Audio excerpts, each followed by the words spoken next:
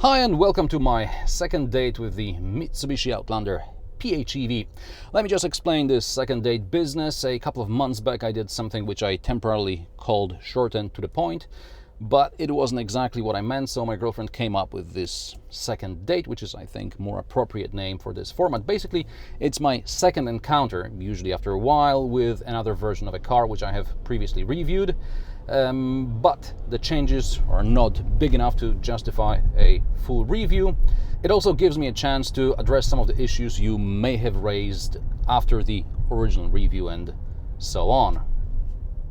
So, Outlander PHEV second date. I actually asked for this car because I was very pleasantly disappointed with the Outlander, regular Outlander, after, what was it, the second, third, fourth facelift. So anyway, the regular Outlander is a brilliant car, especially in lower spec, but this Outlander PHEV, well, not that much has changed, unfortunately.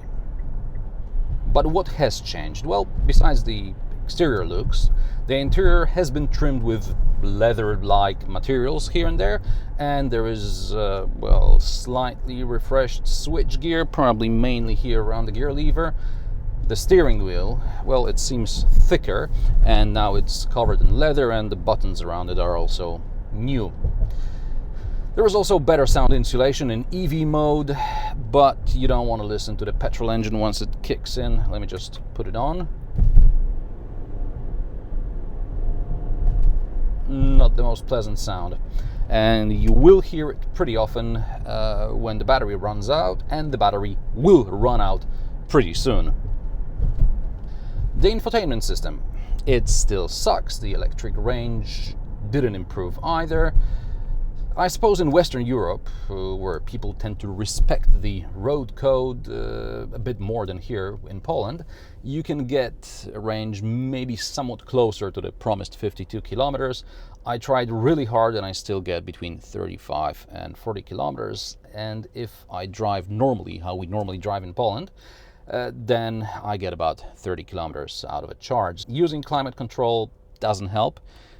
I've got 17 kilometers range now, and if I turn the climate control off, then I get 23.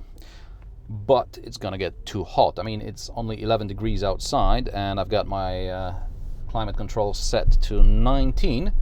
But if I leave it without climate control, it's gonna be hot because it's sunny today. So climate control goes back on and my range goes down to 17, just like that.